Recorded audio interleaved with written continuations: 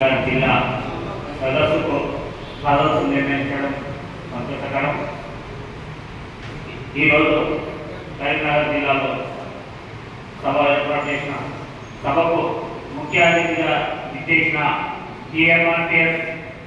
రాష్ట్ర అధ్యక్షులు సిరిసిల్ల బాలజన్న గారికి, అలాగే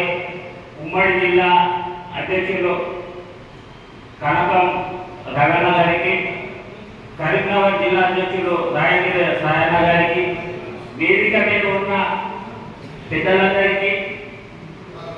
వివిధ జిల్లాల నుంచి వచ్చిన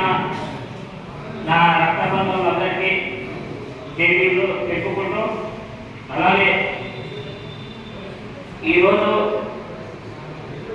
కరీంనగర్ జిల్లాలో సభ ఏర్పాటు చేయడం ముఖ్య ఉద్దేశం ఏబిసిడి వర్గీకరణ మనది మొట్టమొదటి డిమాండ్. ఈ డిమాండ్పై గతంలో బీజేపీ ప్రభుత్వం అనేక హామీలు ఇచ్చి మాట తప్పింది కనుక ఇప్పుడు ఈ పార్లమెంట్ సమావేశంలో ఎస్సీ వర్గీకరణ బిల్లు చట్టబద్ధత కల్పించకపోతే బీజేపీపై యుద్ధం చేయడానికి మనం సిద్ధంగా ఉండాలని తెలియజేస్తూ, అలాగే విద్యార్థి చట్టం 2009 విద్యార్థి చట్టం అది కూడా కాంగ్రెస్ ప్రభుత్వం తెచ్చింది. ఈ విద్యార్థి చట్టంపై పూర్తి అమలు చేయాలని, అలాగే వికలాంగుల పింఛన్ 7,000 పెంచాలని, అలాగే పారిశుద్ధ కార్మికులు ఎక్కువ శాతం మన మాలమాదిరి ఎక్కువ ఉంటారు కనుక వాళ్ళను ప్రభుత్వ ఉద్యోగులుగా గుర్తించి వారికి సరైన గౌరవం కల్పించాలని, అలాగే అంబేద్కర్ అభయాస్తం ఈ కాంగ్రెస్ ప్రభుత్వం ప్రకటించింది కనుక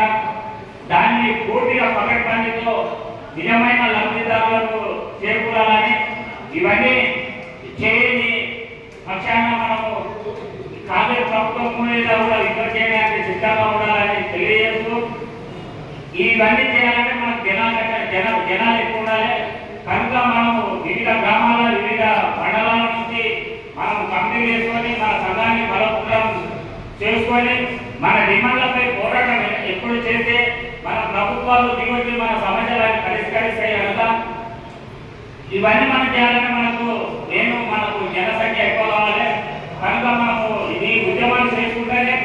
మనం జనసంఖ్య కమిటీల మీద దృష్టి సారించి మన డిమాండ్లను నెరవేర్చుకోవాలని తెలియజేస్తూ, ఈ అవకాశం ఇచ్చిన పెద్దలకు సభాధ్యక్షుల రగన్న గారికి మరోసారి ధన్యవాదాలు తెలుపుకుంటూ ముగిస్తున్నాను.